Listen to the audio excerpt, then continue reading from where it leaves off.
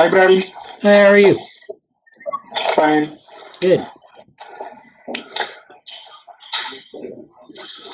So how's everyone today?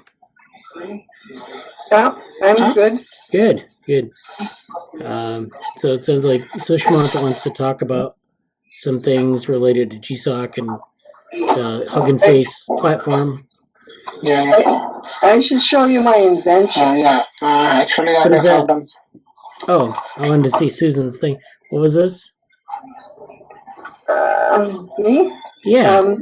Oh, this is my tensegrity, and I got it so it works. If you pull on this, it stands upright, sort of. Okay. Oh, okay. Pulling on the edges there. Yeah. There. Yeah. Anyway, that's what I was modeling in the computer. Oh, wow. Great. Oh, it looks like we have a new person, Gautham Krishnan. Would you like to introduce yourself? Yeah, am I audible? Yeah.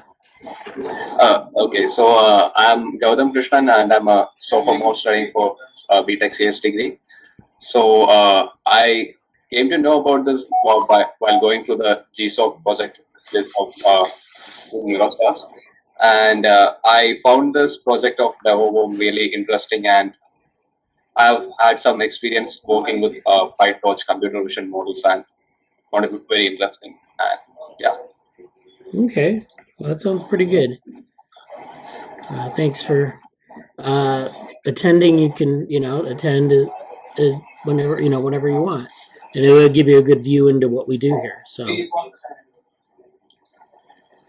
yeah. All right. And then Harikrishna, hello. Yeah, hello. Yeah, I just thought I would attend the meeting today. Oh yeah. I know you were thinking about your project from last summer on digital microspheres. Yeah. So, yeah. I'm thinking to find out ways to generate 3D models using machine learning. The last time I didn't use machine learning. Okay. Yeah, that's true. So I know we were working on the data for that, and we have some other things we'd like to advance on that project. So that'll be great. We'll keep working on it. I know we didn't put together a GSOC project for it this year, but it's okay. We can still. We got exceedingly lucky last year. We got all of our projects funded. I don't know what it'll be like this year, but I didn't want to do the microspheres project again. I didn't have enough bandwidth for it, but at least to do a GSOC project, we'll still do some things with updating it. Now we have the two digital microsphere platforms, and we need to kind of find a way to put together some, advance some of that work. And that's usually the biggest challenge from GSOC. This year we're doing a GNN's project where we're doing, we're kind of updating the pipeline, and we're integrating it with DevoLearn. That just seemed like the lowest hanging fruit from the standpoint of our existing DevoLearn initiative. So, but I'm still very much interested in doing things with the digital microsphere. I don't know what people have in mind. I know Susan probably has a stake in this as well, where we can, advance some of the capabilities of the software. So right now it just takes you've captured a number of images and you're tiling the sphere. We're doing it using different algorithms. And we didn't really do machine learning last summer, but that's something we can work towards. So yeah, I think that's great. So thank you, Gautham, for the introduction. And go ahead.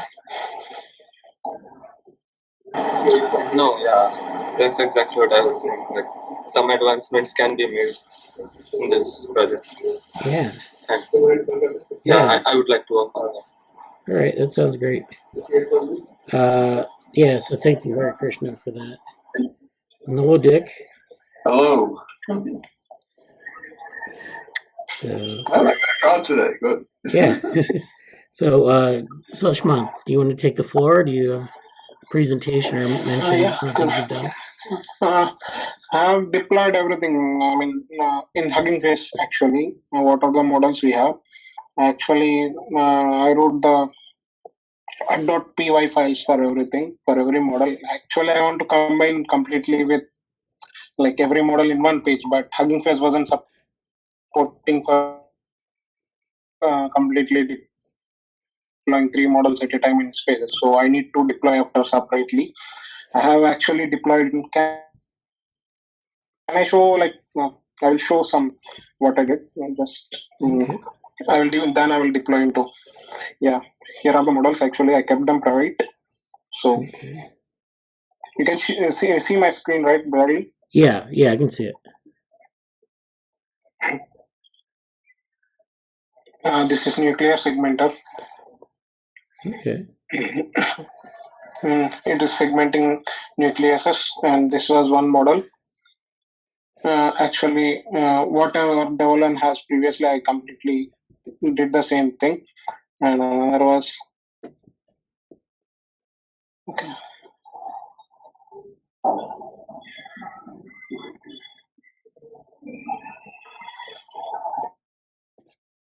Yeah, this is lineage population. Okay. Yeah. When I run it, I have provided example images actually here. And membrane, membrane segmenter. Okay. We are getting centroids of every image and segmentation map of it. Actually, these are for images only. I was thinking to implement for video also. Like a time lapse video. If I give an input as some video, the time lapse of segmentation map and centroid map will be generated, and these can be saved in some CSV file. I was thinking to work and deploy that. Actually, last year, Wataru Kawakami, I really don't remember his name, but he did this method for predicting centroids of cells for videos also. That so I need to implement that. I was thinking to deploy them. So actually, Bradley, what you have shared to me, the account was personal account like me, but you need to create an organization like from here, fill out these details. If you create an organization, then I can deploy them there. I mean, contribute to that account. Yeah, okay, I'll do that. I just created an account, but I didn't know if I was Oh, creating yeah. a So what are the three you have I up? mean, You have cell segmentation, you have nuclear segmentation, cell.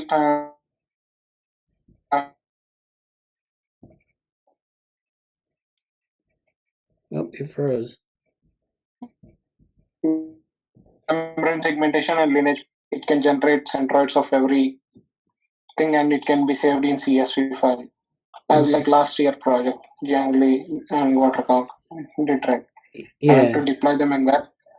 And these are like I want to create a GitHub workflow also. So everyone to contribute to it.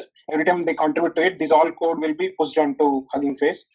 So a clear pipeline will be there. Okay. So everything and for GNN also, for GNN also, I've seen some recent papers.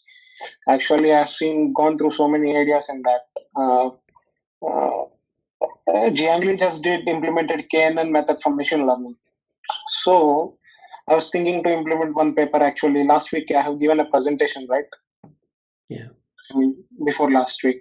Yeah. Yeah. From that paper, I want to extract every area of each cell and what we call curvature of each cell, and I will give them as node features for every graph neural network. There will be node features, and every node will be connected. Edge features will be there, and every node will be the centroid of, and connections can be made from that. Maybe I will next week. What all my ideas are there, I will just give a small glimpse to you, a small type of teaser type of thing. And this I will contribute by today, and within few days, I mean within by next week, I will try to implement that also, video thing, web deployment of video. If we give a video, CLGAN's video, Yeah. it will generate centroids, and I was hoping to create pipeline for this web deployment also from GitHub directly.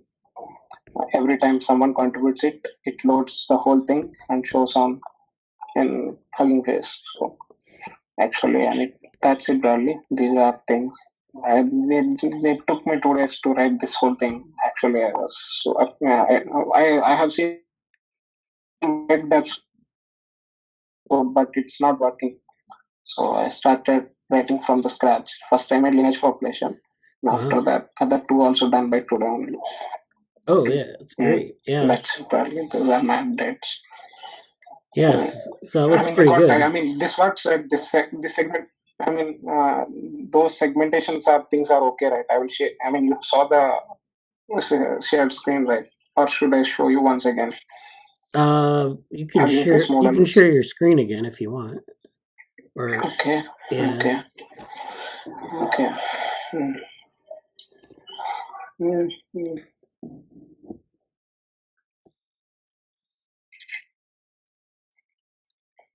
See, this is nuclear segmenter. This is an example image. I don't have other images. I took these images from my MyNetDev. And if I run this button, I'm getting this segmented map. You can see, right? Yeah. Okay, this one thing. And this example image, I have given 2 images. And this is another image. See, segmentation map is generated here. We can save them. Actually, I have provided these features also. For this image, we can download the image, download plot as a PNG image. I can zoom it or auto scale it. And this is done for nuclear segmentation and for lineage population model. This is lineage population model. Actually, I don't have so many images of lineage population. I took some example image. This also provided by MyNetDev. So run it. This, see, you can see here this table, right? EA cells are 293, E cells are 12, M cells are 44. Yeah. I have a stupid question.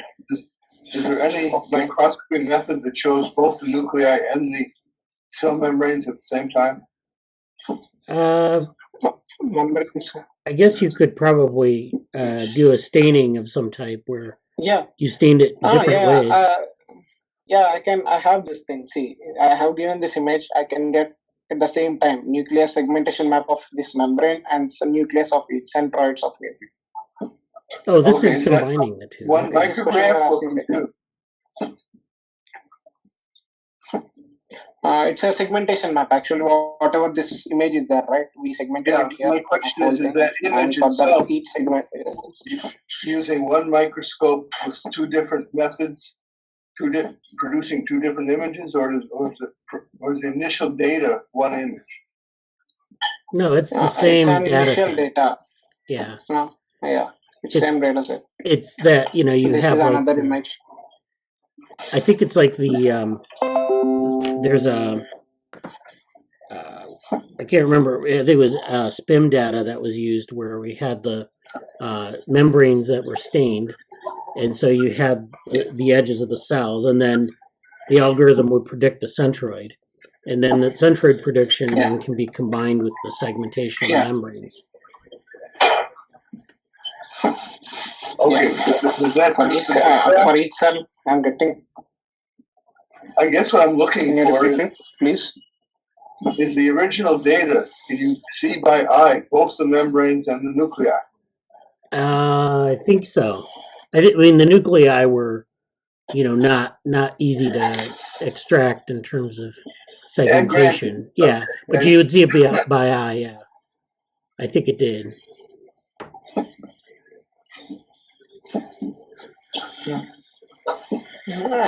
For this only, Bradley, I want to do for video also. If we give a video here, right here parallelly we get a segmentation map of it, and a centroid map of a time-lapse video will be created. With that, every centroid of each time frame will be saved in a CSV file. We can directly take the CSV file and we can actually give it to graph neural network. You Yeah. understand? Yeah, this is good. That's it. Yeah. These are okay. So this is a little bit better than what we have with. So for background on this, we were hosting these models Yeah. on Heroku app, which is a hosting service that they've recently changed their conditions where you have to pay for access to host things, and so that's not great. And so, but it was also less flexible than this. So Huggingface is like built for sharing models, I think, and there's a lot. Yeah, it's very graphically oriented. So you use that graphical user interface for a lot more than you would with Heroku app. Heroku app is just for displaying the app, but this is for actually interacting with it. So I like this. Okay, and I need to create a pipeline also from GitHub because of there are ONNX files. What are there? They are of large size of 40 MB, 50 MB. While I was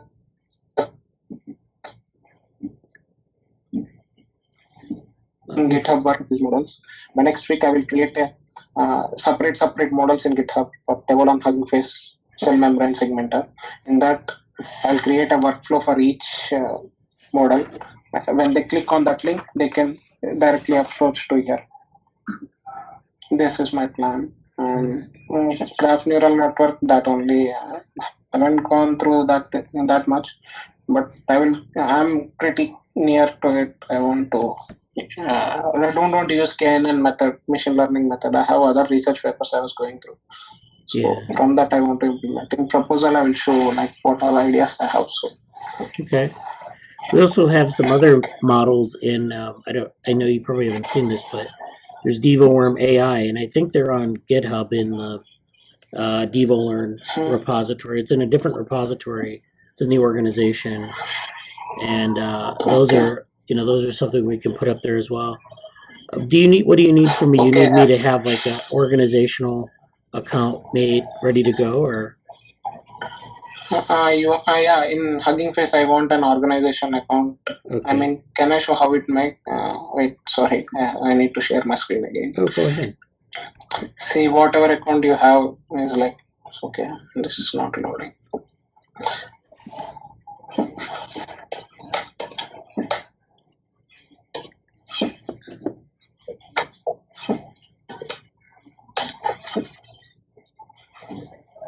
Okay, whatever I got here, right?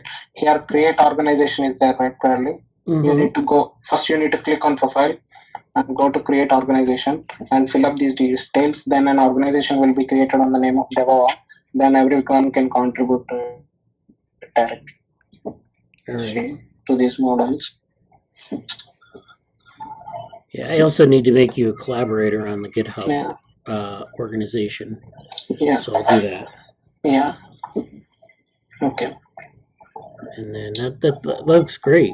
Yeah, we'll keep going through this. Hopefully, this looks great. This is kind of nice to have like someone to take it up, and and we have like a number of people have contributed to that organization over time. So you'll join that group of people, and yeah.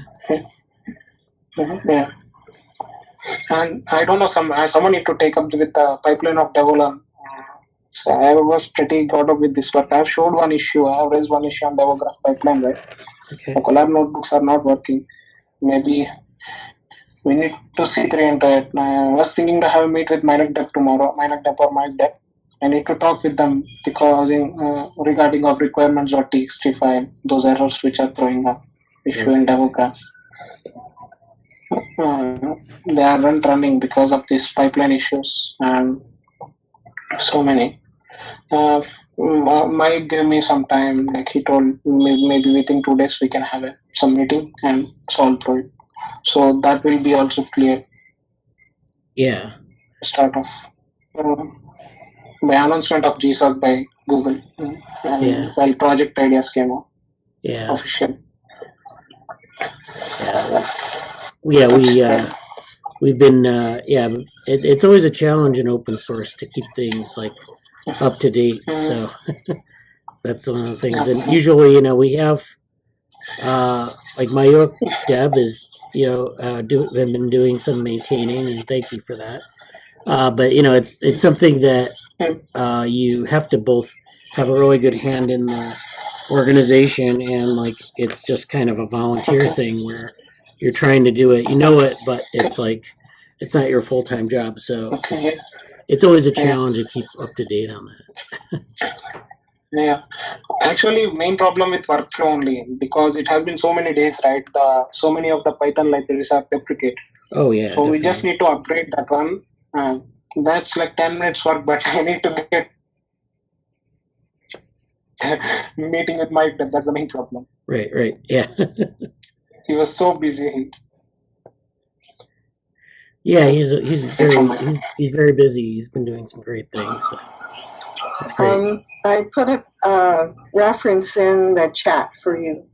I should have maybe emailed it, but anyway, it's about C. elegans, so stuff I was looking at. So. Versus dry basement membrane invasion and C. elegans. Yeah, we'll look at that. May I show Dick the my gizmo? Yeah. Again? Okay, yeah. See? And you support it on the sides. Actually, guys, this is like supporting it with another, the rest of the tissue. If you support it with the rest of the tissue, it stands up.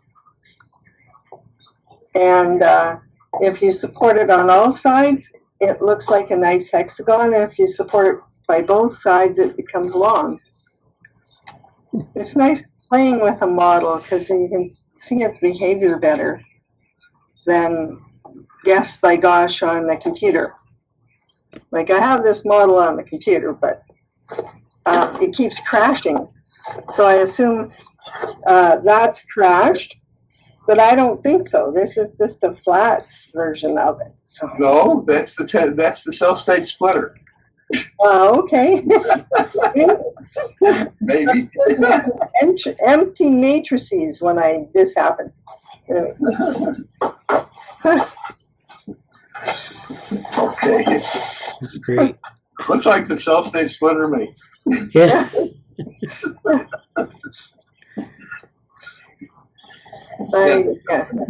The cell state splitter is a flat tensegrity structure. The total thickness is only half a micron. Yeah. Oh wow, a half a micron? Half. In a cell that's 50 to 100 microns long. 50, that's a lot, a big That's cell. right. That's a big cell. That's the excellent for you. Oh, okay, yeah. Yeah, they're big cells. Yep. That's like 10 times normal. Yeah, okay. Or 10 Anyway. times mammalian. There we go. Okay. Maybe you have a model there. Think about it. Well, it's just my model on the computer, and I talked to Professor Zhang, who's one of my mentors for this project, and he says, you're building your posts wrong. So I guess my truss model was falling down too, which didn't help things. I'm not a civil engineer, like a truss model, yep. Yeah. Yes, they have all these weird terms. Yeah, I don't know. Anyways, so I'll keep working with it. Okay, but don't disregard the flat structure. Yeah, flat structure is good because you have skin cells that are basically flat. Like they're. Yes, but the cell state splitter at the end of a tall cell. Yeah, actually, I built a model with two layers of that. One thinner and the other one taller, and I can change their height. In fact, given a model like that, if you removed an element or added something, would it change from 3 dimensions to 2 dimensions? If I added what? I saw you pull it by hand. Is Yeah. there any way you can get it to change slightly and spontaneously change from 2 to 3 dimensions? Well, like I said, the model, if it crashes into that flat configuration, it just tells me I have empty matrices. In other words, the model is not. Oh, you mean in terms of, It thinks it crashed. okay, well, what about the reverse? If I have forces on the sides, which are these black elastics here, these forces, it does fine. It produces a 3D object for me. Okay, fine. So you now have an experiment. Can you turn a cell state splitter into a 3D structure? A real one. Yeah. It's kind of interesting. You can pull on it and you get ideas of it. Yeah, it might snap. Instead of integrity. It would be interesting if it snaps. You want it Okay. to snap? Well, you need a micro needle with a little hook on the end, and you pull on the cell state splitter and see if it snaps up.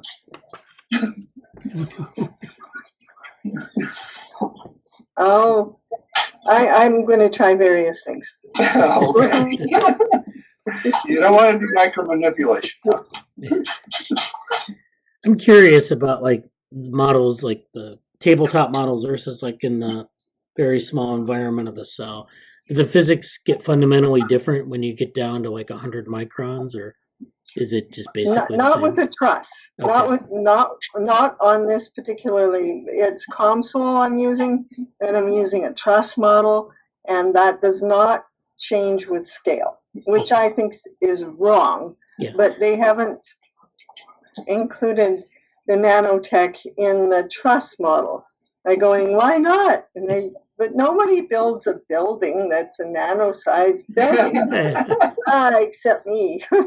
Oh, that's what the World Economic Forum wants us to live in.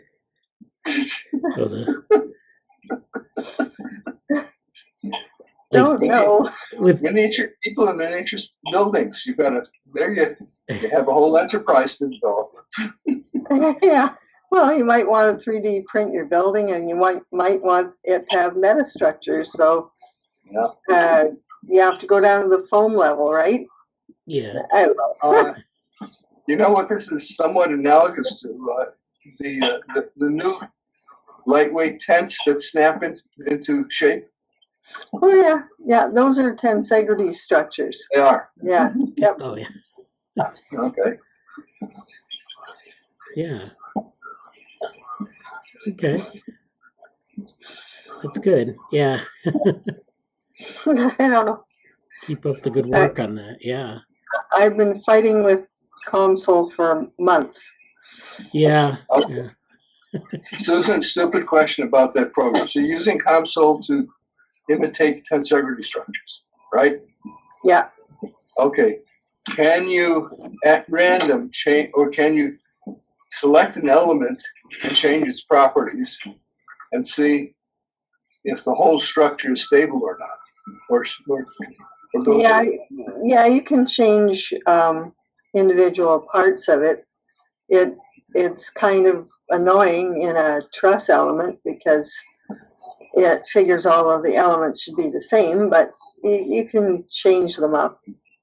You can, okay, because if you could have a program that sort of dynamically kept changing them, you'd see if the overall structure stays the same or not.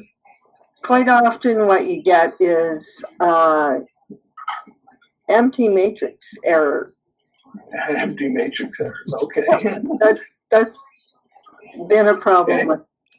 Okay, fine. But what I'm thinking of is in terms of the dynamic instability of the microtubules, especially. Yeah, well, the whole structure is dynamic, and I figure I'm just doing one point in time with it. You can't really say that that's going to last more than a second, if that. Yeah, okay. They change. Okay, now another stupid question. Are there vital dyes which will light up microtubules and microfilaments in axons? I think so. I think so. I think so because they've got dyes for microtubules and dyes for microfilaments. So in vivo, that don't kill the cells. If you got that, you could watch the cell state splitters and see if they're dynamic. yeah, well, you could watch the whole thing and see if it's dynamic, and then say how your model is just lasting for 1 millisecond. Well, that's okay, or not. Or not, yeah. Yeah, which is more stable. Okay, I mean, the stability questions of cell tensegrity structures has always bothered me. I don't think it's been investigated. Yeah, well, trying to get the university to do experiments for you, as you have to pay them. You have to pay biology to do experiments for you. Ah, okay, well, you're going to have to graduate. Become a professor and take on the graduate. Somebody slammed a door. Okay, well, I've been promised I can work on axolotls after I graduate, so I better get my program to not crash so that I can Okay. produce some literature. Okie doke. Yeah. Okay. The commotion is still going on here, so I'll. Okay, Bradley, this seems to Yeah. call for some meta, I don't know what you call it, meta programming. Oh yeah. A program that can change the parameters for the console program. Oh right. Yeah. Okay, because then we could explore the space of random tensegrity structures or dynamic tensegrity structures. Yeah. I don't know how you do that.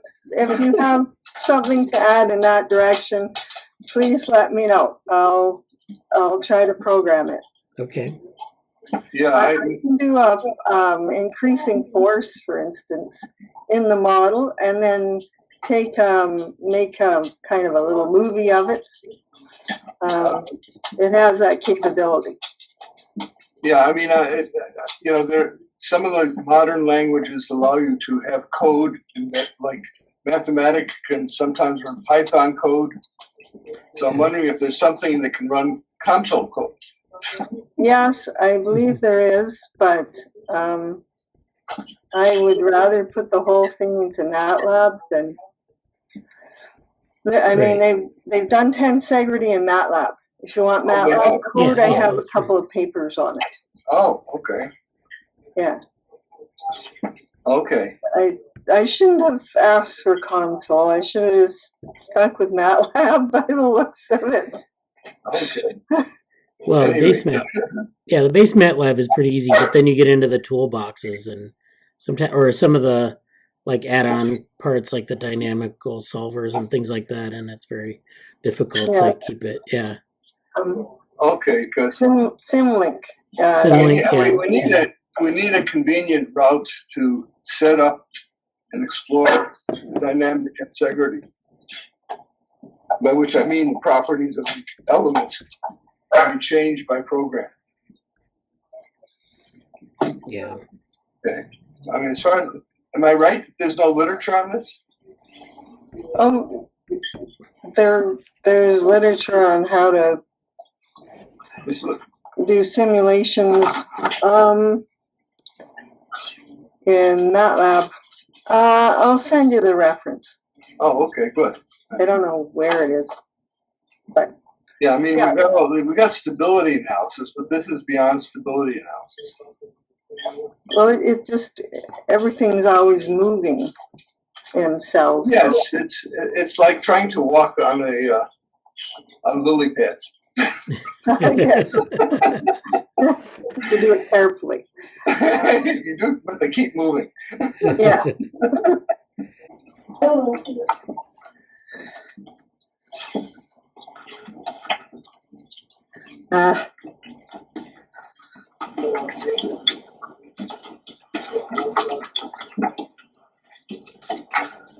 Structure, yeah.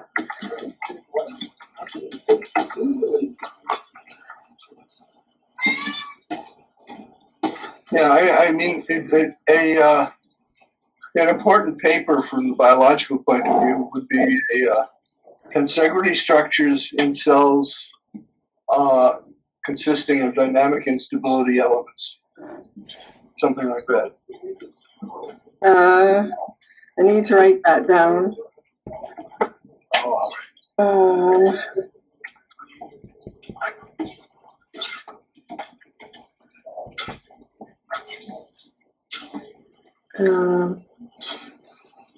Okay, I sent that in 2 parts, but there it is. Sim mechanics is Okay. that's it's MATLAB, and it's kind of thick, but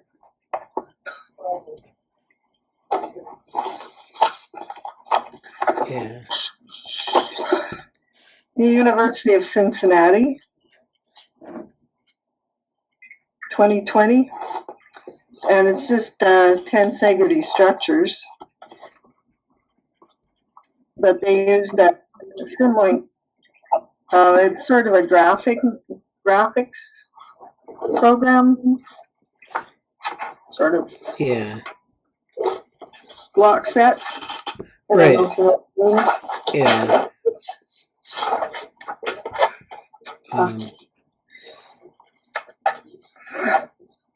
Oh yeah, that's how they do the block sets and stuff. Like that, Simlink Yeah. block set. Okay. Sort of reminds me of doing simulating wiring and electronics. Right. Yeah. Now that's something I have done. Easier for a lot for control systems. Yeah, it's Yeah. a control system. Kind of sophisticated in some parts. Okay. Like that is. I don't know. Right there. Yeah. Okay, there you go. Yeah, that's it. That's fairly sophisticated, yeah. Yep. Yeah. Okay. I put a tentative titles in for a future paper in the chat. Okay. Okay. Stability of cell structures formed of tensegrity elements and dynamic instability or dynamic instability and changes of nodes. Yeah. There. Anybody want to take that on as a project? Well, you could try it for, cell state splitter, for the, what do you call it? Mitosis apparatus. What else have we got in cells? Just the connection of the nucleus to the cell membrane, which is usually formed, I think, of intermediate filaments. Yeah, it's a bunch of things, actually. The elongation of cells by having a whole bunch of a bundle of parallel microtubules. Oh, well, I've got elongation of cell here by just pulling on 2 sides. Yeah, okay, but I'm saying the microtubules have to grow to the length of the cell, but if they're in dynamic instability, they're forming a column a bundle of microtubules, because they might be cross-linked, okay, but they might individually be changing in length. So how stable is just the structure which holds the cell elongated? Yeah, I think you'll find a number of examples of this. Okay, there's a project for someone for That's for your postdoc. No, somebody else can do it. Somebody else can do it. Okay. And ideas, please take them. Okay, we'll do something with them. We'll volunteer for everybody.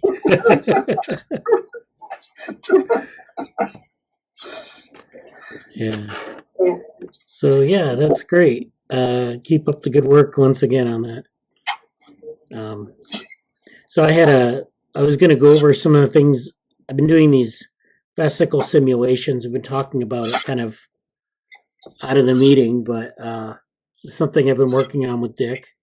And I'm still not there yet, but I want to go over some of the code. So I do this in Scilab, which is it's like MATLAB, but it's an open source version of MATLAB. So it's got like a lot of the same commands as MATLAB, and you're manipulating matrices to do modeling and things like that. But so the language is somewhat opaque.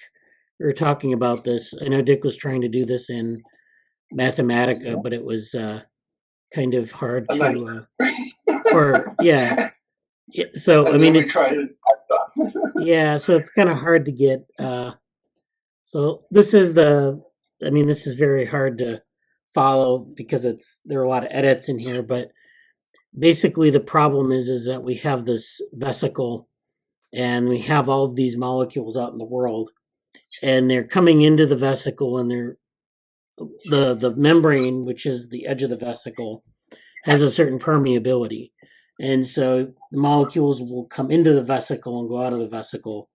And at the beginning of life, apparently, the vesicle is very permeable, meaning that you could take in a large number of molecules and keep them in this vesicle, and then they would also leak out at a very high rate. So, the idea is that they can't, you get like a certain number of types. So you have a lot of molecules, and of that large collection of molecules, you have a certain number of types. And so you have to sample from a large pool of molecules a certain number of types. And if you sample enough of them, you can get them into the vesicle, and you get like maybe all the types you need to start autocatalysis within the vesicle. And there are conditions on this, like at night, the membrane gets blocked by large macromolecules, and so things can't leave the vesicle. But no, actually, it gets blocked.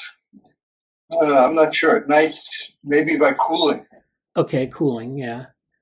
Yeah. But anyway, or by absorption, by cooling, change of shape, so the volume inside becomes near zero, and the little molecules get stuck to any big molecules that are inside.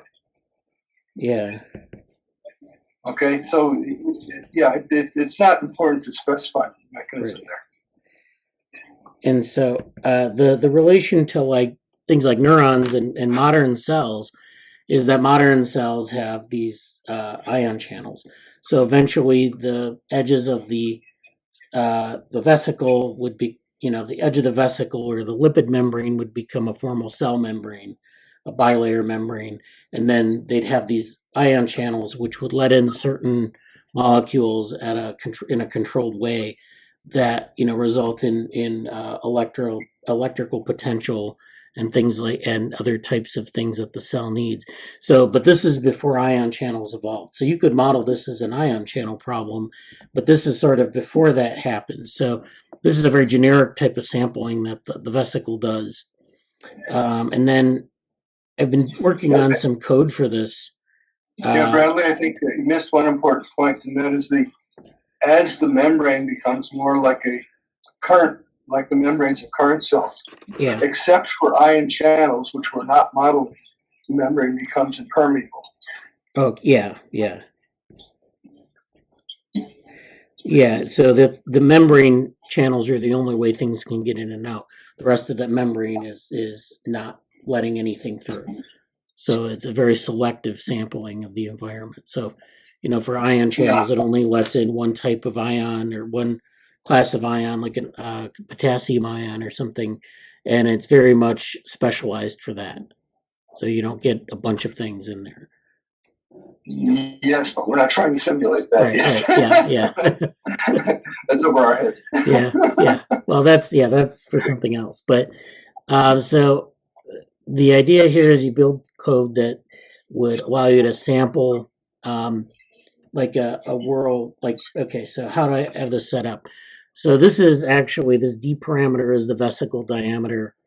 You can set this to be constant, or you can change it, but for any one simulation, we want to keep it constant.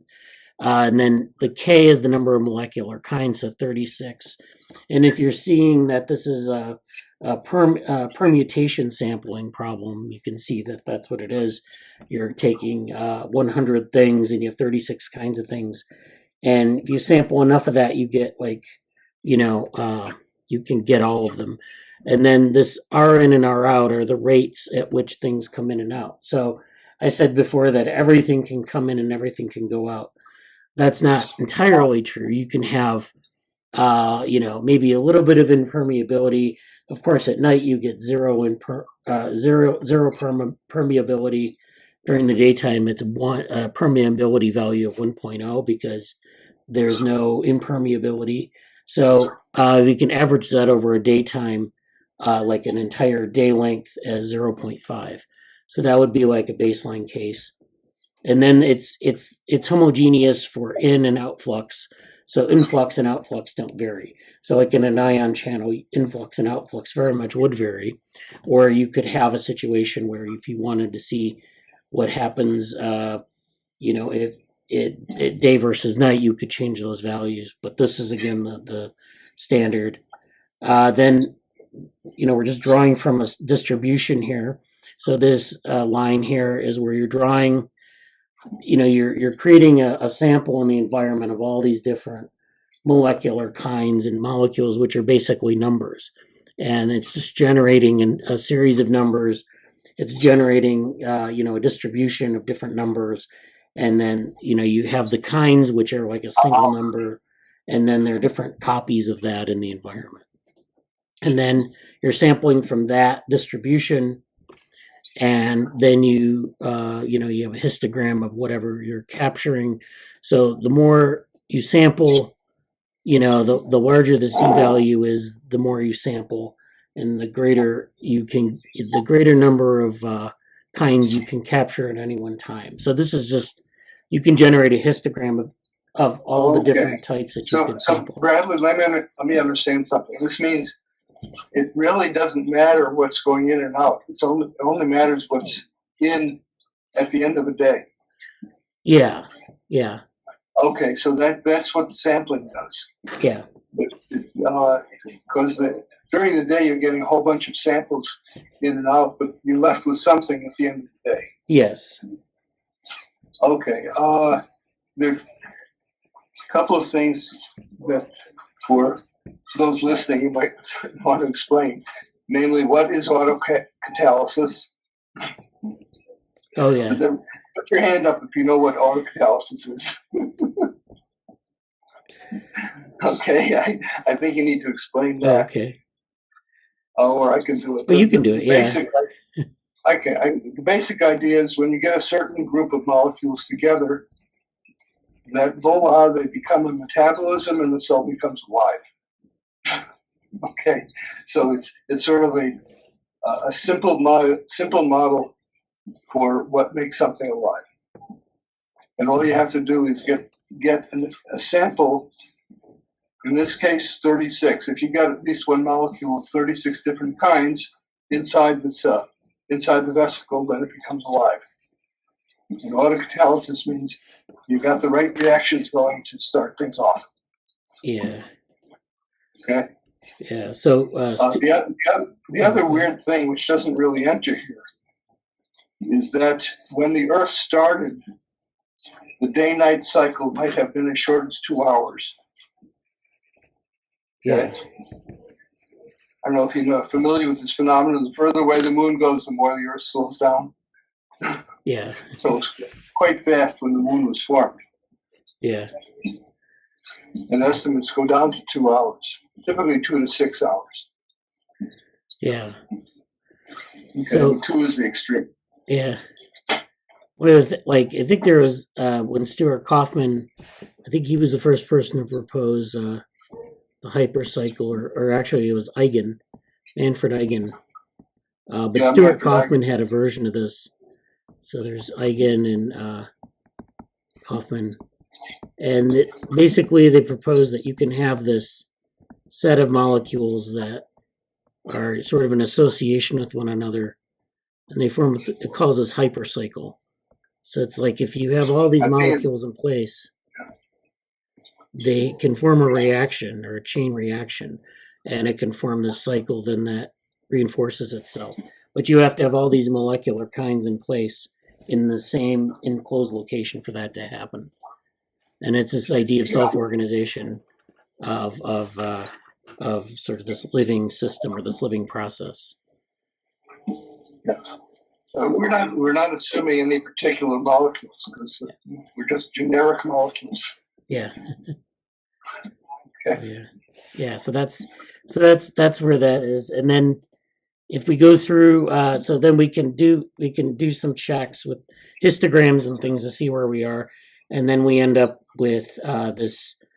We can do a subtractive model if we take the outflux, but that if both of the values for influx and outflux are the same, that's not really important. But it yields us a sort of stoichiometry of different molecules in the vesicle. So a stoichiometry is like a sort of a level of a certain molecule in a cell. They'll use it in molecular analysis if it's like a very small molecular number of molecules versus a very large number of molecules. And they use that in like stochasticity analysis where they look at like, different specific types of molecules.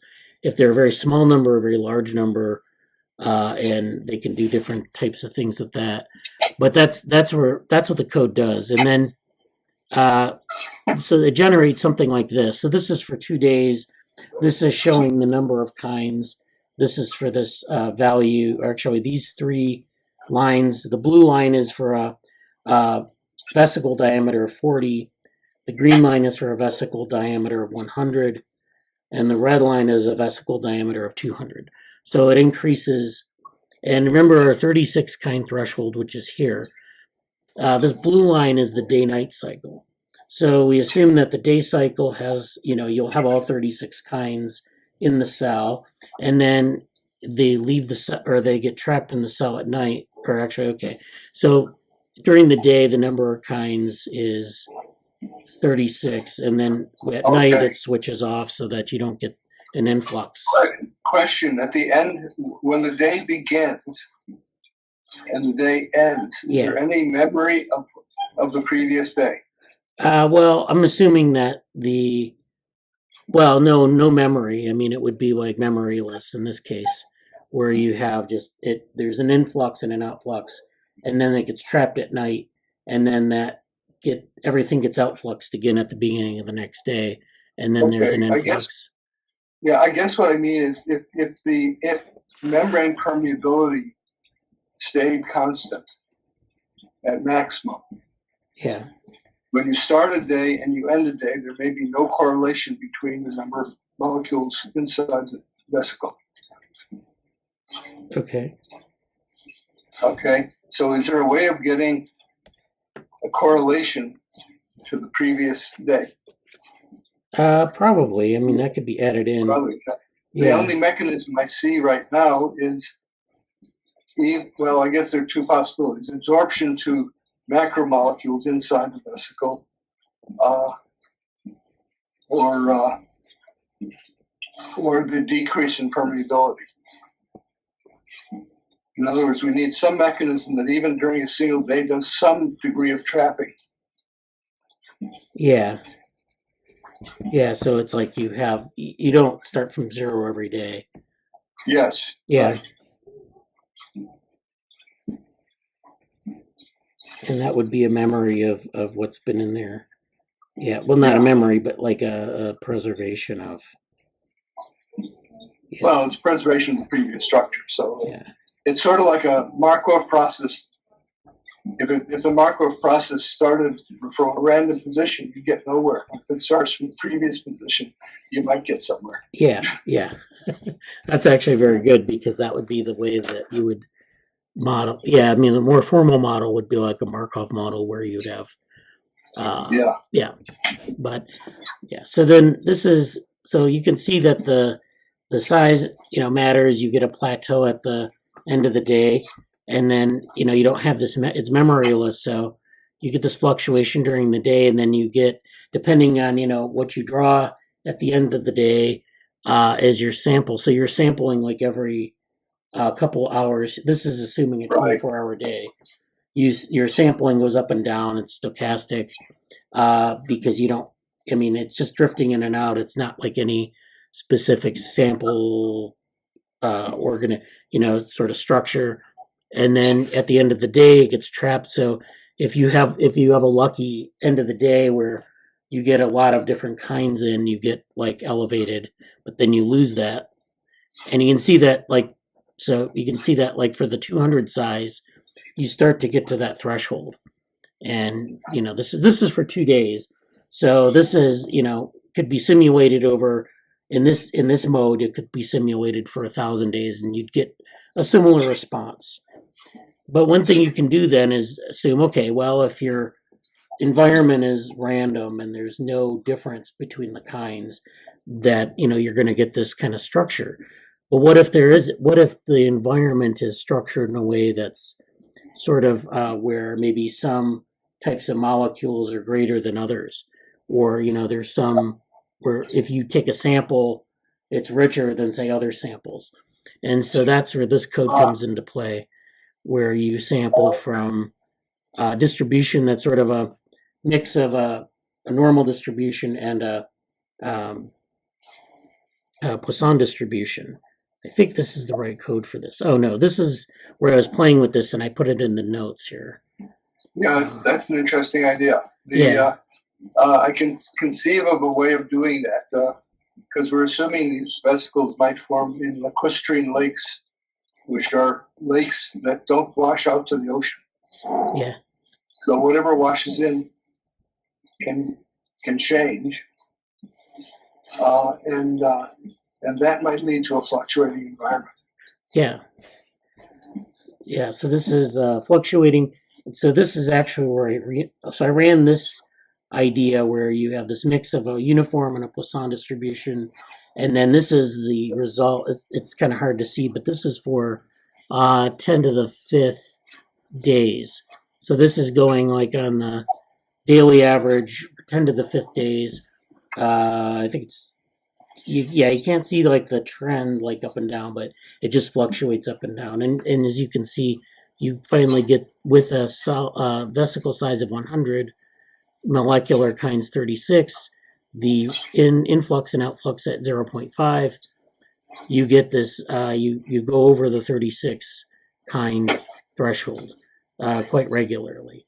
And so it tells you that, you can exceed that threshold if you have this sort of structured environment. A little bit, it doesn't have to be very structured. If you do like a exponential distribution, you consistently go over the 36 threshold. So it's it's the structure, and the exponential distribution would just simply be a more non-normal or non-random case where you have more localized structure in the environment. So it's just like kind of mimicking that with these distributions. Okay. Okay. Glad to see some new ideas in this. Yeah. So I've been working on this. I've been trying to catch up on it, and I'll be working on it more. The one thing that's confusing is what's the relationship between R in, R out, and the diameter? Right. Well, so the rate is like the diameter is basically the size of the cell. So the idea would be that you can get stuff into the cell, and then at some point it's just going to be like crowded enough where you can't get any more in. So the diameter of the cell is like the maximum sampling. So basically it would be molecules don't take much space. Well, yeah, but if you have a diameter of 100, you can sample 100 things. And so what are the chances of getting 36 kinds of a random sample of 100? And that's somewhat low. But if it's bigger, then you get more molecules in there. You can get 200 or 300, and then that's closer to 36, because when you sample a number of kinds, you get a large, you get like, this sampling issue where it's not as, it doesn't take as much as you think, but it does require you to sample a certain number of things before you get all of the things in your sample. Okay, I got you. In a way, you're ignoring R in, R out. Well, R in, R out then is the proportion of the permeability. So your size is like the maximum number of things you can fit in there. and then Related to 0.5 is like half of that. So it's like everything that gets put in and put out. It's kind of abstract, but over time, it's like you get. half the molecule. Yeah. I'm kind of interested in how charge develops because of. You want to go to the next step. Yeah. Oh, okay. How do ion channels develop? Yeah. That's a good mystery. Yeah. It possibly has to do with proteins embedded or peptides embedded in the cell membrane, which don't fit precisely, and also possibly remnants of the leakiness of the initial membranes, because they're made of a whole mix of amphiphiles, so they probably are leaky. And so as the leakiness decreases for the membrane, the peptides in the membrane may bring it back up, but may make it selective. Okay, but that's as far as I can go right now. If you'd like to learn molecular dynamics, then we can do some simulations. Yeah. And that's a steep learning curve. So you do know that I avoid biochemistry like that. Like, oh, molecular dynamics is really not for the faint of heart. Yeah. Oh, they've been using deep learning to really do some really good things with that.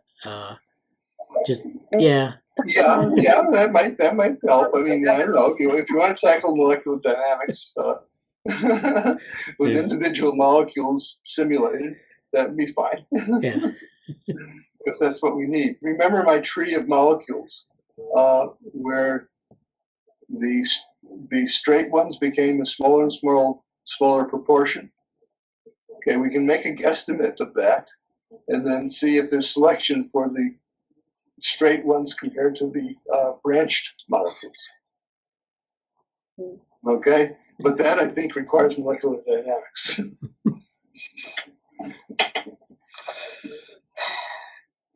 Okay. Or a big laboratory.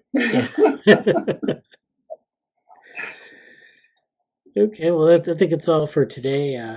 Do we have anything else we wanted to talk about or mention? No, just send me what you've written. Okay, yeah, I'll do that. Yeah, I'll look that over. All right. And Harikrishna and Gautham both had to leave early, but they said yes, this is a good meeting. And okay, yeah. Okay. So yeah, our GSOC projects again are posted. The INCF has to go through a process of being approved by the GSOC program, but they usually do. So, but the projects are listed. So the GNN's project is formally listed up on their website. So we're starting to get people to come in on this, and so I mean, the application process is, it's a time where people like to contribute to the org and write. So if people are writing their proposals, you're welcome to send it to me to look over and suggest things. And then, it's. Bradley, do you have any idea? Like, actually, for writing proposal, I completely shut down my college and I came to home to write it for next 20 days. But so I was thinking to work on some small things. If you have any ideas or any papers, before project, if I want to have any knowledge, can you share it? Not graph neural network, because what all we have is microscopic videos, right? Microscopic videos and related to GNN. If you have any papers or resources, please share it to me. I want to see through them. Okay. Yeah, we've been doing some things in the OpenWorm Slack on the DevoLearn DevoGraph channel. If you're in the Slack, and that just where we're going to put stuff related to all in one place, so people can see it. Okay. And you just don't forget that collaborator thing in GitHub. I'll take care of it. I will deploy it. I'll deploy it. Yeah, I'm looking forward to that. Yeah. Okay. All right. Thanks, Bradley. Thanks. Bye. Talk to you later. Bye. See you later. Bye. See you later. Bye. All right. Now I'd like to talk about a few papers in our reading queue that I'd like to clear out. It's an assortment of topics. So the first one is Reciprocal cell extracellular matrix dynamics generate supracellular fluidity underlying spontaneous follicle patterning. So we talked about this during the push-pull morphogenesis paper series that we had last year in 2022. And then Susan talked about this in the context of tensegrity networks, I think last week or the week before in her presentation. So this is an example of what this is. This is this push-pull morphogenesis at the top where you get this uniform embryonic skin. Then you get the symmetry breaking.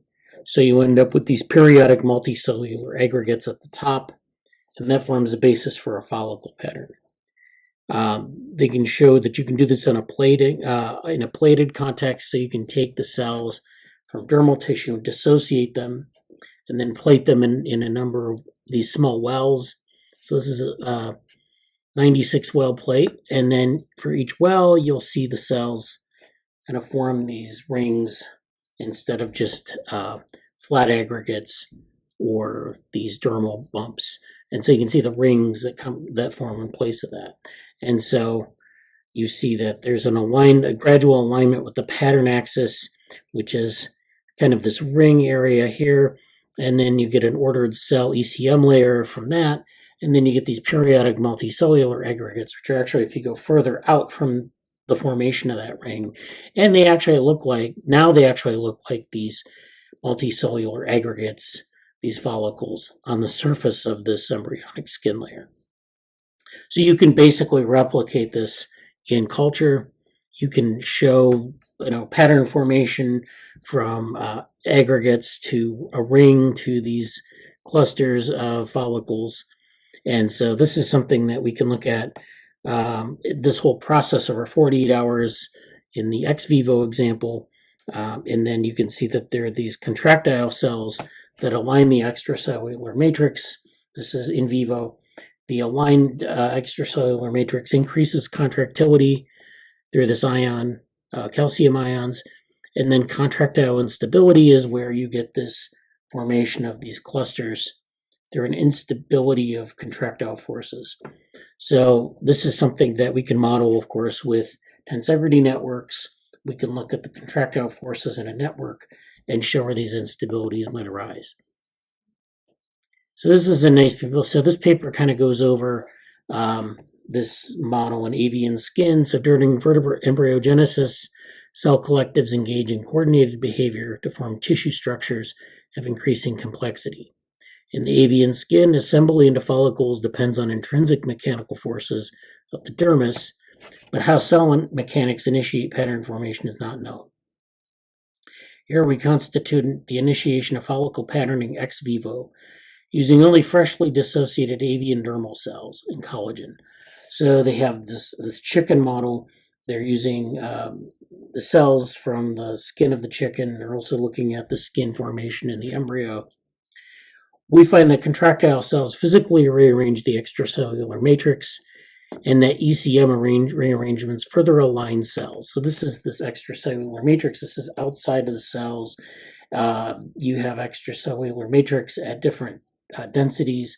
So we saw in Susan's presentation where she was modeling not just the cells, but the extracellular matrix and the orientation of different things in that matrix in relation to the cell membrane and some of the actin molecules in the cell membrane. So this is a series of interactions, and they transmit mechanical forces not only within cells, but between cells as well. This exchange transforms a mechanically unlinked collective of dermal cells into a continuum with coherent long-range order. So this is something that you see a lot in complexity theory, coherent long-range order. It's basically something you'll get out of nonlinear interactions. So when there are nonlinear interactions, you tend to get these long-range order effects. Things are connected together. They're kind of influencing one another at the nearest neighbor level. And then you get these long-range effects that are coordinating. And so we can talk more about that in theory more later. But for now, we show that this ordered cell ECM layer behaves as an active contractile fluid that spontaneously forms regular patterns. So this whole thing is like a fluid instead of, you think of a tissue maybe as more of a solid, but it actually behaves more like a fluid. And so it spontaneously forms regular patterns, which is what we see in morphogenesis in a lot of these patterns. Our study illustrates a role for mesenchymal dynamics in generating cell-level ordering and tissue-level patterning through a fluid instability process that may be at play across morphological symmetry breaking contexts.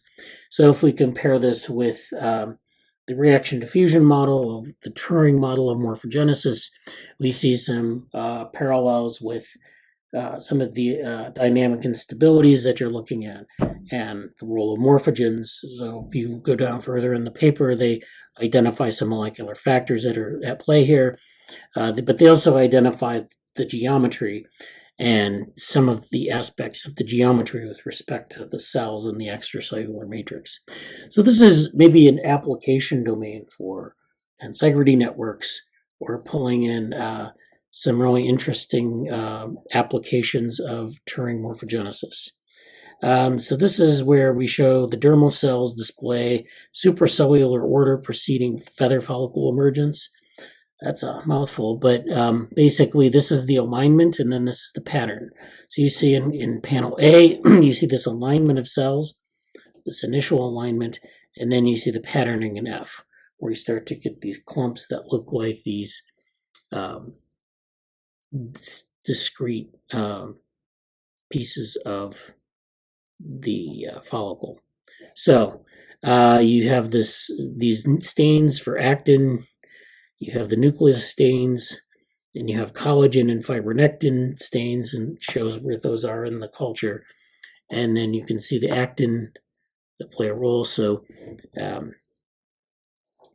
in B and C, you have maximum intensity projections of F-actin and the nuclei stained in DAPI, which is this kind of stain they use to stain nuclei. It's usually a blue type stain.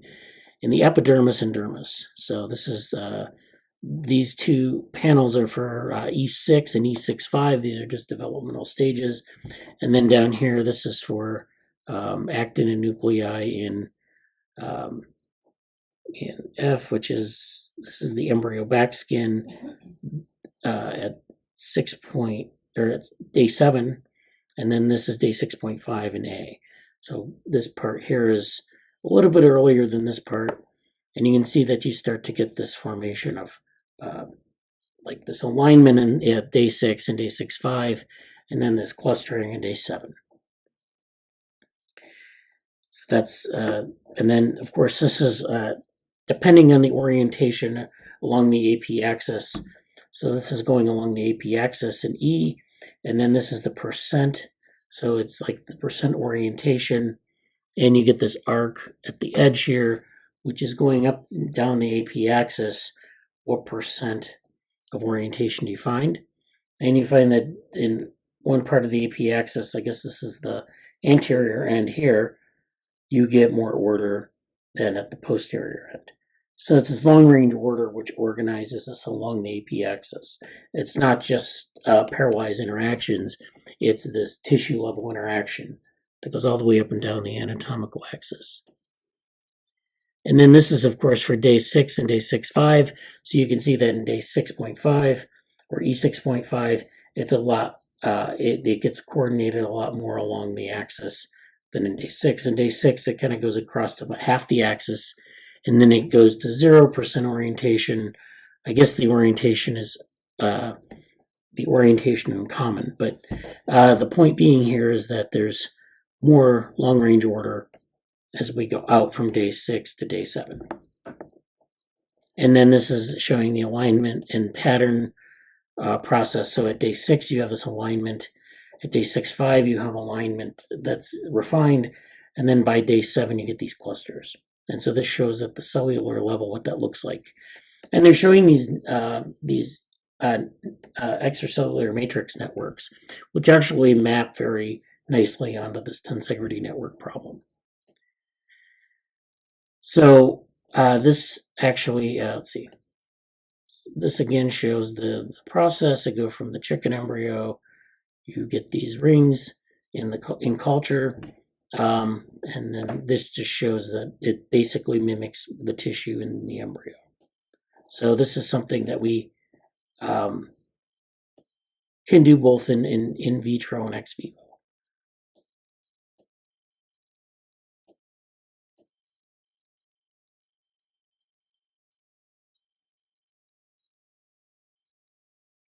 Okay, so this shows actually a different view here. This is a GFP stain where you see this sort of circumferential axis, and you see like how things are starting to organize into these rings. You see the nucleus stain of actin, the nuclei and the actin stain in these cells, so you can see they're organizing into these rings.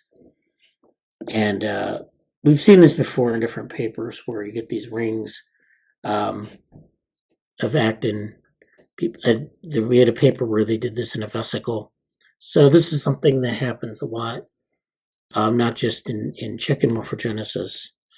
But this shows, again, some of these graphs. So this is the percent of the actin molecules in parallel. This shows time, so this is a cell orientation. So you can see there's a peak where they're coordinated, and then it falls off after 40 hours, which is this measure that they're using here. And then actin orientation, which is, again, mimicking this thing we saw in the embryo. So this is over 8 hours, 20 hours, and 30 hours. So you can see as we go on in time, we get this circumferential axis, which is actually, this is in the plated well. So this is in culture versus in the embryo. So you don't have an AP axis here. You just have the circumference of the dish, of the plate well, and then the cells are aligning themselves within this. So you shouldn't expect to see like a full embryogenetic transformation. You should expect to see these rings and then perhaps these individual clusters of cells. So you can see that the orientation is peaking at 40 hours and then it falls off. Likewise, the long range order for actin in culture is greater with the circumference. It's not as great as in the embryo, but it still exhibits a long range order. So then there's more experiments here where they look at some of these things. You see that's basically very similar.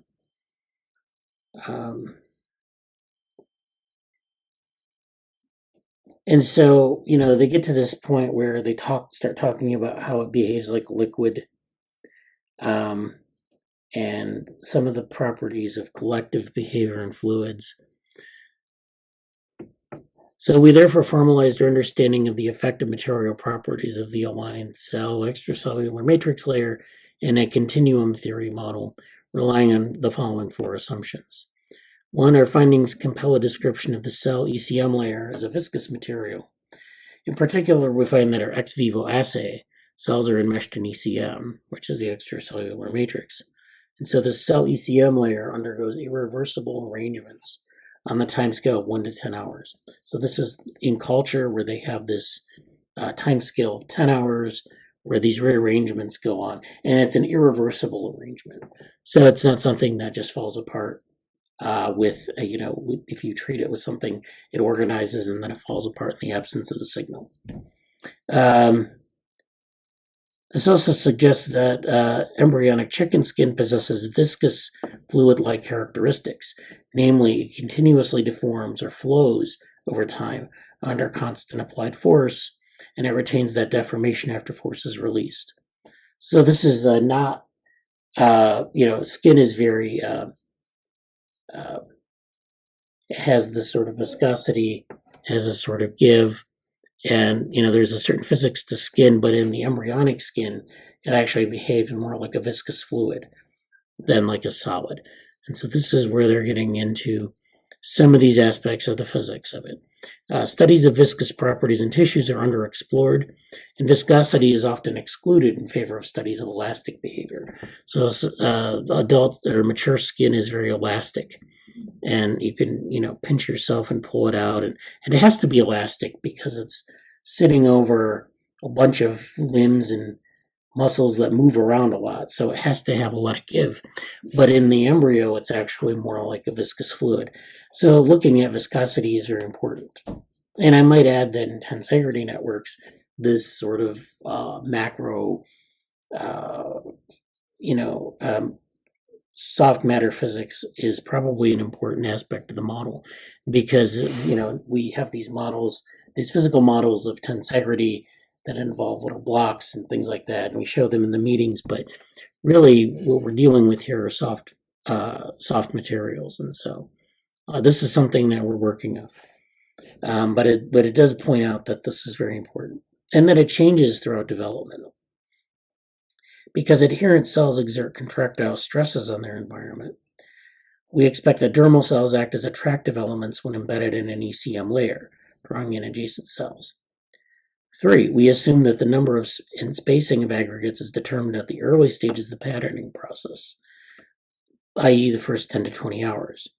In vivo, the density patterns are read out at E7.5, which is 12 to 24 hours after patterning onset, by beta-catenin signaling. Well, ex vivo, patterns are stabilized in a similar timescale by the depletion of material in between aggregates. So there's this sort of recycling of materials, and that's also playing a role in forming these aggregates.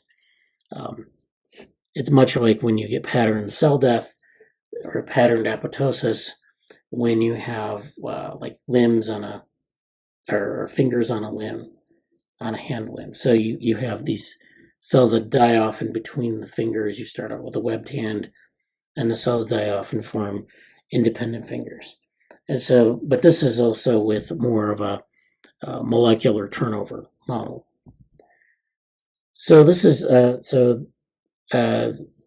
thus we aim to describe patterning onset and early aggregation, and neglect efforts such as spatial variations and rheological properties or dynamic parameter changes that may eventually rise from feedback between cells and the ECM upon strong aggregation. So there's a lot of work to do in terms of modeling of this type of thing.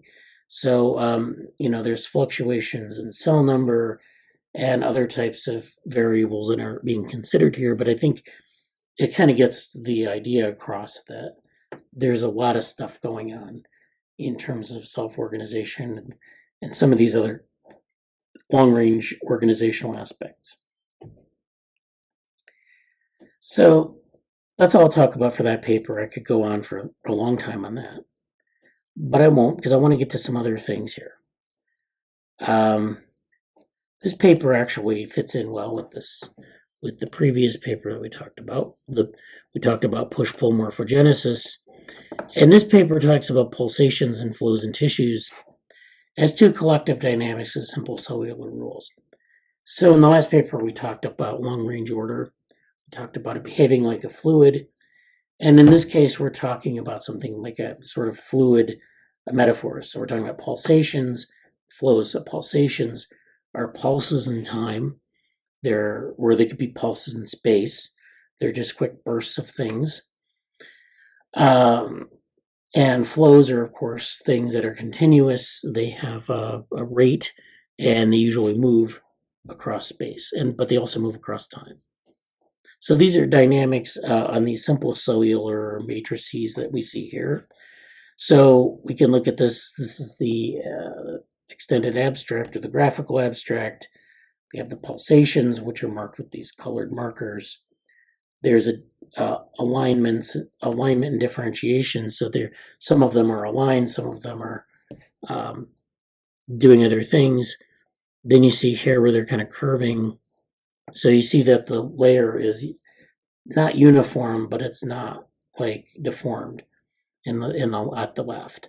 And then as we go towards the right, there are these different deformations that occur as a result of these pulses. So these pulses kind of organize the cell layer different ways. That's just general pulsations. Now, focused pulsations are these things where they're kind of moving in certain directions, and you can see that so these two pulses, or these four pulses, are coming together to constrict these cells in the middle. And they can also pull cells apart. They can expand the area between them. So the pulses can work together. And then you have these flows. which are over time specifically. And so these are flowing through this matrix, and it's providing some organization to it. So it's aligning the cells according to the flow. This is actually reminiscent of a Drosophila furrow, where you have this furrow that moves across the ommatidia, which is a imaginal disc in Drosophila development, and it aligns the cells as it moves across. So we see this in actual morphogenesis, but this just shows like some examples of this. So the highlights of this are two collective cell motions, pulsations and flows, coexist in the MDCK monolayers. So that's what they're looking at here. Motion is controlled by the regulation of substrate friction and cytoskeleton. So these physical aspects of cells are actually controlling the motion. They're feeding back to the motion, so you get motions that are maybe driven by external forces, but they're mediated by some of these things in the cell interactions. And then a vertex model recapitulates the motion by tuning velocity and polarity alignment. So you get this vertex model, which I think is this. Usually has like vertices in a network as well. It recapitulates the motion by tuning and polarity alignment. So you can actually recapitulate some of these movements in another type of model. So summary here states collective motions of epithelial cells are essential for morphogenesis. Tissues elongate, contract, flow, and oscillate, thus sculpting embryos. So you get from this ball of cells to this highly asymmetric phenotype through these kinds of processes.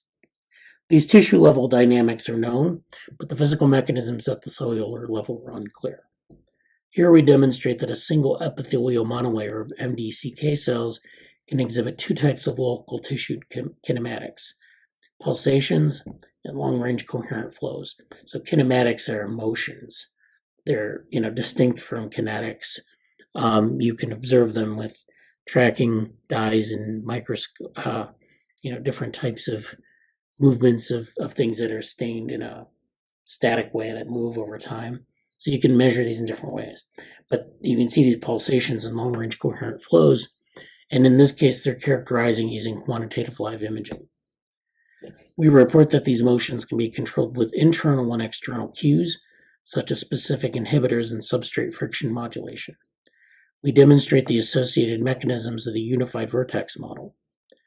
When cell velocity alignment and random diffusion of cell polarization are comparable, a pulsatile flow emerges, whereas tissue undergoes a long-range flow when velocity alignment dominates, which is consistent with cytoskeletal dynamics measurements.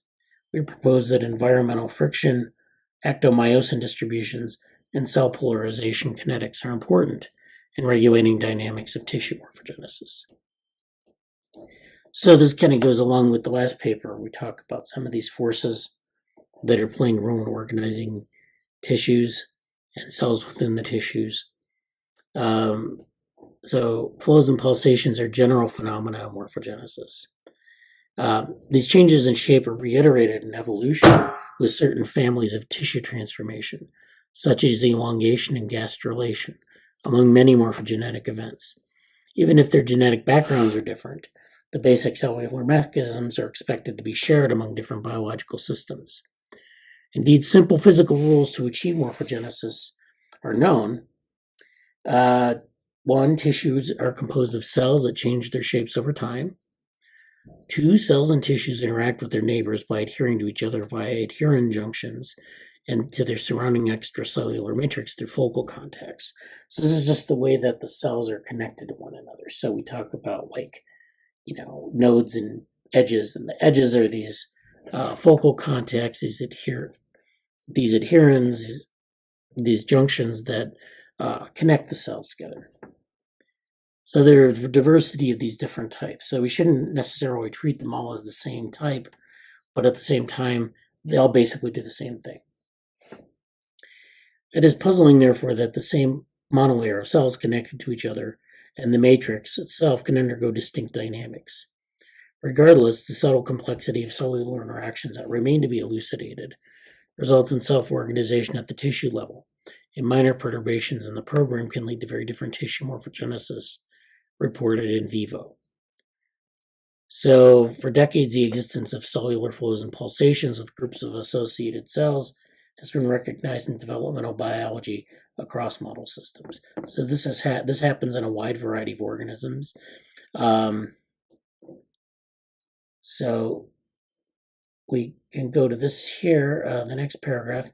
Various biological systems share a number of dynamical morphogenetic events in vivo, but they're rarely investigated with a unified physical model. So during blood vessel formation, 7 events were reported to contribute to angiogenesis.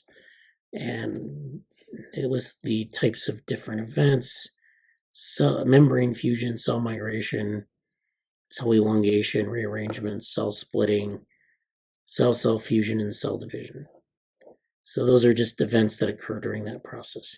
Each of them may contribute to the formation of the vessel and the associated cellular flows. So this is a general mechanism called branch formation, which is essential to shape organs and goes beyond the formation of vascular systems. So you can see branch formation in all sorts of organs that are forming through morphogenesis across different things like lungs, kidneys, mammary glands. They just have different ways of doing this, but they all basically do this branching at the single cell level. And this leads to global cellular reorganizations. So they're kind of getting at some of these broader sort of ways of doing this. So this shows them doing this on an epithelial monolayer, showing these pulsations and flows. So these are the pulsations here, delivered at different points in time. These lines are just kind of the pulsations that are observed. You see this winding index, which is a physics measurement of dynamics. So you can see this, how these pulsations, sort of the forces and how they move around the surface, the monolayer. And then you get these flows that are marked in these different colored tracks. And then you see the winding index for those as well. So the flows move, and you can actually track sort of the intensity of the flow using this winding index across the monolayer. They have this divergence and velocity magnitude measurement, this heat map, which shows how pulsations and flows contribute to some of these differences in velocity and differences in divergence across the monolayer. And then you have this these graphs down here which show divergence and velocity magnitude over time. And this just shows like for that index that it kind of settles down as time goes on. So there's a lot of activity early on, and it settles down over a 48-hour period.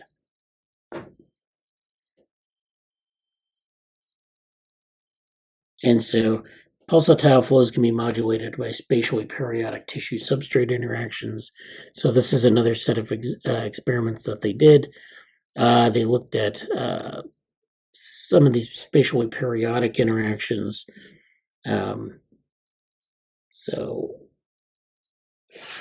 yeah, this just gives you the results on that. And so there are also transitions from pulsations to flows and back to pulsations. This shows that these things are not like, it's not just that you get pulsations or flows, you get both of them. So you get pulses of things and flows of things. And this is, so you can think of flows as more of a uniform movement through the cells, whereas pulses are these sudden things in time. And this just shows you like kind of the transition between these two mechanisms across time in different types of tissue monolayers.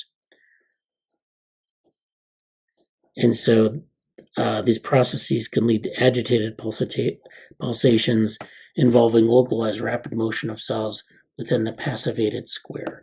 And this further supports the role of friction in the process. So friction is actually one of the outcomes of some of these pulsations and flows, or rather maybe the driving force of some of them. And, there's this interaction between the global forces and some of the local physics of the cells and their interactions.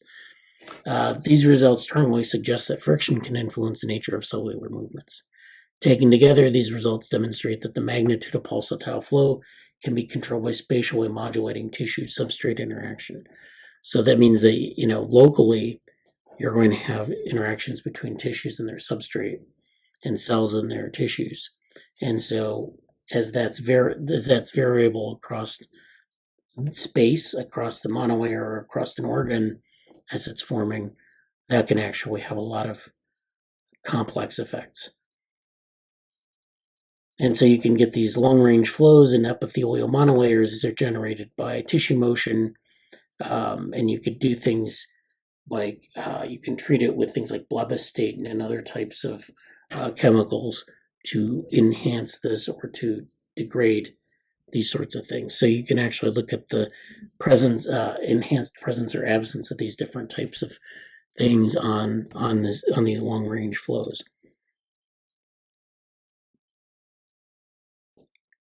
So we suggest that the formation of new cell-cell contacts after washout resets individual cell polarities to generate long-range flow patterns. So there's a lot of, there's a lot of artificial sort of manipulation here, but you can imagine that some of these molecules could be, there's sort of a kinetics of their aggregation and their decay in the tissue, and so that may play a role as well. Okay, so there are cellular mechanisms behind pulsatile flows. There's cell orientation, which we've talked about in the last paper. We have some of these other factors. In summary, these observations support the idea that pulsatile contraction and expansion are associated with variations in cell myosin intensity, and that cells are polarized along the direction of the flow. So this is a very simple finding here. And so they did some numerical simulations. They talk about that. They have some examples here of pulsations after wound closure and flows after washing out blebbistatin, which is a molecular thing in the cell. It just shows some of their experiments that they observed. So for wound closure, you have this divergence in intensity curves. So the divergence decreases. Sort of, you have wound closure and then you have pulsation. Right after wound closure is when divergence is minimized, and intensity maximizes right after divergence minimizes. It's interesting dynamics. So I think that the implication for this is we can think about this in terms of networks. We can think about this in terms of how we might want to model some of these things. And then, of course, they don't even talk about tensegrity networks, which would be, of course, a layer above this, where we can look at some of these parameters, for example, and in their simulations, maybe incorporate those into a model of connectivity in morphogenesis. So, these last two papers, it's really kind of building towards this theory of connectivity of the effects of, connective morphogenesis. I don't really know where we're going necessarily with this, but I think there are a lot of lessons to be learned, a lot of things to think about, especially in some of the work we've been doing with tensegrity networks and embryo networks, and even maybe some of the things with connectomes.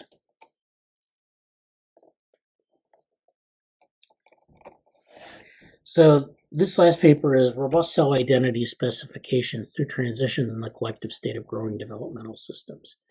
And I'm only going to briefly talk about this paper. I'm not going to go deeply into it. But I think this maybe ties together some of the papers, the first two papers that we talked about. So this is going to be published in Current Opinions in Systems Biology. I think it's been accepted. I'm not sure what the status is in terms of an issue, but so this is Robust Cell Identity Specifications to the Transitions in the Collective State of Growing Developmental Systems. So we're looking at transitions in collective state. So the abstract reads, mammalian development is characterized with transitions from homogeneous populations of precursor to heterogeneous populations of specified cell. So we're going from homogeneity to heterogeneity and from precursor cells to specified cells. We review here the main dynamical mechanisms through which such transitions are conceptualized and discuss that the differentiation timing robust cell type proportions, and recovery upon perturbation are emergent properties of proliferating and communicating cell populations.